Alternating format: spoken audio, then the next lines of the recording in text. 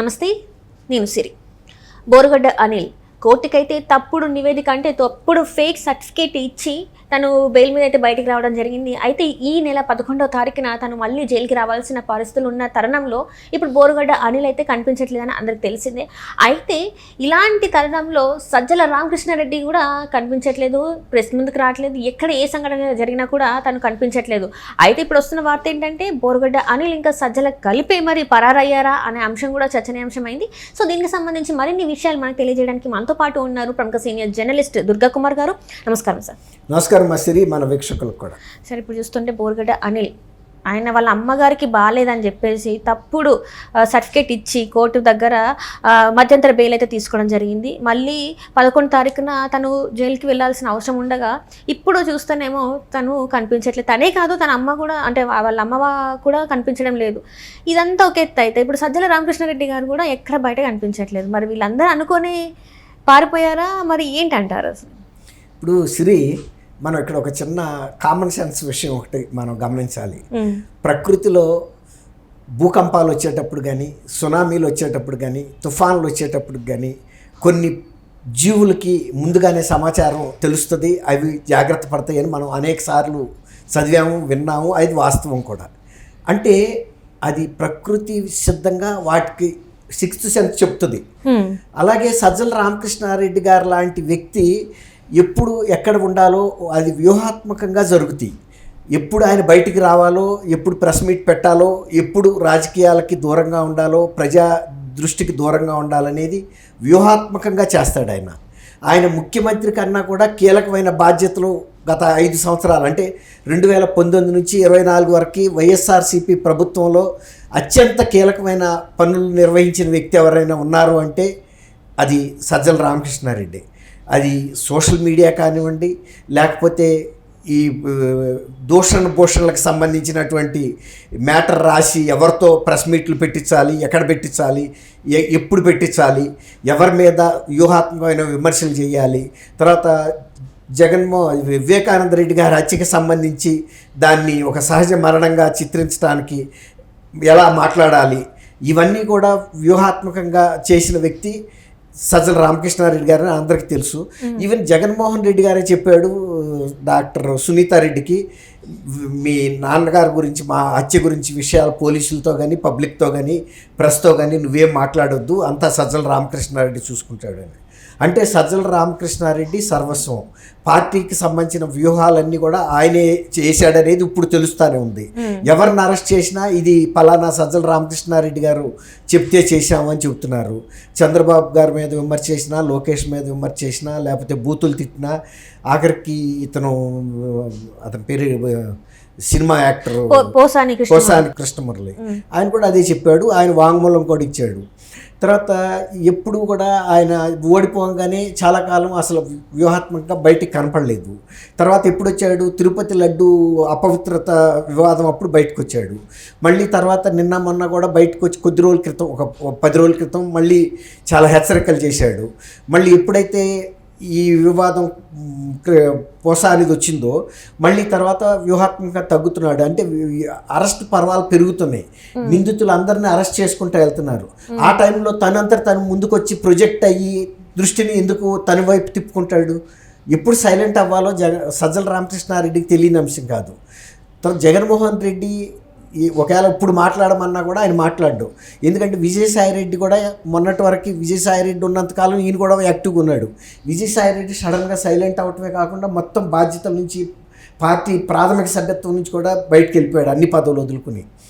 ఇలాంటప్పుడు సజ్జల రామకృష్ణారెడ్డి మళ్ళీ నేనున్నాను అని ఏకస్తంభంలాగా బయటకు వస్తే తన మీద దృష్టి పడుతుంది. అందువల్ల వాళ్ళ అబ్బాయి కూడా కనపడతలేదు. ఆ మాటకు వస్తే సోషల్ మీడియా భార్గవ్ రెడ్డి చాలా యాక్టివ్గా పనిచేశాడు. ఎవరి మీద పడితే వాళ్ళ మీద. ఇప్పుడు పోసాన్ కృష్ణమురళి కూడా ఏం చెప్పాడు, సబ్జెక్ట్ ఏమో ఈయన పంపేవాడు సజ్జల రామకృష్ణారెడ్డి, దాన్ని వైరల్ చేయాల్సిందేమో చేసింది భార్గవ్ రెడ్డి అని చెప్పాడు. అట్లా ఇప్పుడు అతను కూడా పూర్తిగా కనపట్టలేదు. కాకపోతే సజ్జల రామకృష్ణారెడ్డి సమయానుకూలంగా ముందుకు వస్తున్నాడు, సమయానుకూలంగా తెర వెనక్కి కూడా వెళ్తున్నాడు. ఇప్పుడు మీరు అన్నారు తనతో పాటు కలిసి పరారయ్యాడని.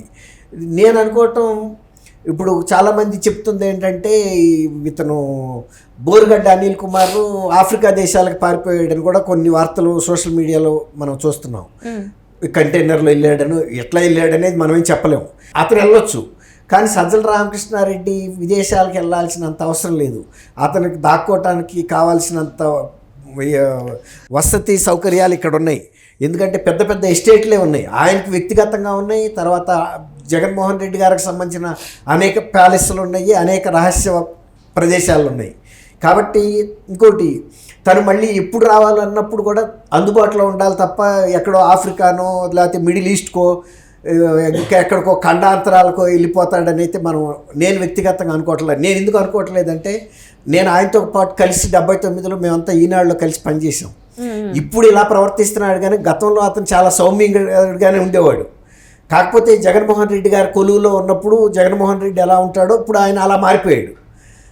అందువల్ల కొంత అతని వ్యక్తిత్వం మాకు తెలుసు కాబట్టి అతను అంత ఖండాంతరాలకి పారిపోతాడని అయితే నేను అనుకోవటం లేదు. తర్వాత ఆయన ఆరోగ్యం కూడా అంత సహకరించదు, ఆయన కొద్దిగా ఫ్రగైల్ హెల్త్ అయింది. తర్వాత అంతకుముందు సౌమ్యతగా ఉండేవాడు, కాబట్టి ఇక్కడే ఉంటాడు. కావాలంటే పోలీసుల దృష్టి ఎప్పుడైతే ఆయన మీద పడుతుందో ఆ టైంలో ఆయన దొరకకుండా వెళ్ళిపోవటానికి సంబంధించి ఎందుకంటే ఫస్ట్లో పార్టీ ఓడిపోగానే చాలా సుదీర్ఘకాలం ఆయన బయట ఎక్కడ కనపడలా. ఆయన ఆసుపాసులు కూడా ఎవరికి కూడా తెలియవు, ఆనుపాసులు. అట్లాంటి వ్యక్తి వాళ్ళ విదేశాలకు వెళ్తాడని అయితే నేను వ్యక్తిగతంగా అనుకోవటం లేదు. కాకపోతే ఎప్పుడు రావాలి ఎప్పుడు తప్పుకోవాలనే మాత్రం ఆయనకి వెన్నతో పెట్టిన విద్య. ఇవాళ పోలీసులు తీవ్రమైనటువంటి ఫెరోషియస్గా ఉన్నారు. అంటే గతంలో తప్పులు చేసిన నేరాలు చేసిన వాళ్ళని ఎవరినైనా తీసుకెళ్ళి లోనేసేస్తున్నారు. ఆ పరిస్థితుల్లో సజ్జల రామకృష్ణారెడ్డిని పోలీసులు అరెస్ట్ చేయకుండా ఉంటారని ఆయన అనుకోడు, ఎవరు కూడా అనుకోవట్లేదు. అరెస్టు ఖాయం, ఎప్పుడు ఎక్కడ అనేదే క్వశ్చను. ఇప్పుడు ఆయన ఎంత ఎక్కువగా పబ్లిక్లో అప్పీర్ అయితే పోలీసుల దృష్టి అంత ఎక్కువగా పడుతుంది, అంత తొందరగా అరెస్ట్ అవుతాడు. కాబట్టి వ్యూహాత్మకంగానే అతను సైలెంట్గా ఉంటున్నాడు. అతను ఎక్కడున్నాడు కూడా ఎవరికి కనపడకుండా ఆయనకి సంబంధించిన వ్యక్తులతో జగన్మోహన్ రెడ్డి ఆఫీస్లో కావాల్సిన రాజకీయాలని నడిపిస్తున్నాడు. జగన్మోహన్ రెడ్డి అసలు నిజానికి ఆంధ్రప్రదేశ్లో మహా ఉంటే వారంలో 2 రోజులు మాత్రమే ఉంటున్నాడు. మిగిలిన వ్యవహారాలు ఇప్పటికీ సజ్జల రామకృష్ణారెడ్డి కనపడకుండా చేస్తున్నాడు. అంటే ఇంకొకటి కూడా వినిపిస్తుంది సార్, అదేంటంటే జగన్మోహన్ రెడ్డి గారి తర్వాత ఇంతకుముందు విజయసాయి రెడ్డి గారి పేరు ఉండేది, కానీ ఇప్పుడు విజయసాయి రెడ్డి గారు కాదు, సజ్జల రామకృష్ణారెడ్డి గారే ఇప్పుడు నెంబర్ 2 పొజిషన్లో ఉంది. రేపటి రోజున ఒకవేళ జగన్మోహన్ రెడ్డి గారు అరెస్ట్ అయినా కూడా సజ్జల రామకృష్ణారెడ్డి గారే ఈ పార్టీని ముందుకు నడిపిస్తారని చెప్పేసి ఒక వార్త అయితే వినిపిస్తుంది. మరి ఇందులో వాస్తవం ఉందంటారా? ఖచ్చితంగా. ఇప్పుడు 95% యాక్టివిటీ అంతా ప్రస్తుతం జగన్మోహన్ రెడ్డి గారు ఉన్నప్పుడే నడిపిస్తున్న వ్యక్తి. మీరు అన్నట్టు జగన్మోహన్ రెడ్డి గారు ఏ కారణాల వలన అన్ని కేసుల్లో ఏదన్నా ప్రూవ్ అయ్యి అరెస్ట్ అయితే సజ్జల రామకృష్ణారెడ్డికి మించిన వ్యక్తి లేడు. కానీ జగన్మోహన్ రెడ్డి గారి మీద అన్ని కేసులు లేవు కదా, విజయసాయి రెడ్డి మీద అన్ని కేసులు లేవు కదా. ఇతని మీద ఉన్నాయని లోకల్ కేసెసే కానీ money laundering case, vigilance, CBI, ED కేసులు లేవు ఇతని మీద. ఇతను ఆయనతో పాటు ఆర్థిక నేరాల్లో లేడు. మిగిలిన ఇలాంటి రాష్ట్రంలో జరిగిన నేరాల్లో ఉన్నమాట వాస్తవం. అది రాష్ట్రానికి సంబంధించిన అంశమే కానీ కేంద్ర బలగాల పోలీసు దర్యాప్తు సంస్థల్లో అవి పెద్ద సెక్షన్లు కాబట్టి అది శిక్ష పడితే కూడా తీవ్రంగా పడుతుంది. అందుకే ఒక రకంగా విజయసాయి రెడ్డి కూడా నేను ఇంత నమ్మి ఇంత పెద్ద సహాయం చేసిన జగన్మోహన్ రెడ్డి నా పట్ల సుముఖంగా లేడు, సజ్జల రామకృష్ణారెడ్డికి ఎక్కువ ప్రాధాన్యత ఇస్తున్నాడనే ఒక కారణంతో కూడా ఆయన బయటికి వెళ్ళిపోయాడు. కాబట్టి సజ్జల రామకృష్ణారెడ్డి మీరు అన్నట్టు ఒకవేళ జగన్మోహన్ రెడ్డి ఒకవేళ అనుకోని పరిస్థితుల్లో అరెస్ట్ అయితే కూడా ఇప్పుడు ఇంకొకటి జగన్మోహన్ రెడ్డి వేరే ఇంకొక సలహాదారిని పెట్టుకున్నప్పటికీ కూడా అతను నిలబడలా. మళ్ళీ పాత సజ్జల రామకృష్ణారెడ్డి దిక్కయ్యాడు వైఎస్ఆర్ పార్టీకి. కాబట్టి ఇక అంతకు మించిన ప్రత్యామ్నాయం కూడా లేదు. గతంలో మాజీ మంత్రులుగా ఉన్నవాళ్ళు కానీ సీనియర్ శాసనసభ్యులు కానీ సొంత బాబాయ్ వైవి సుబ్బారెడ్డి కానీ వీళ్ళెవరు కూడా పార్టీ బాధ్యతలను పూర్తి స్థాయిలో తీసుకునే స్థాయిలో లేరండి. ఒక రకంగా పార్టీలో అంతర్గత విషయాలు జగన్మోహన్ రెడ్డి అంతరంగము తెలిసిన భారతీరెడ్డి అంతరంగం తెలిసిన వ్యక్తి ఎవరన్నా పార్టీలో ఉన్నాడంటే అది Sajjala Ramakrishna. Right sir, right sir, right. Thank you so much. Thank you అమ్మ సిరి. మన వీక్షకులు కూడా నమస్కారం.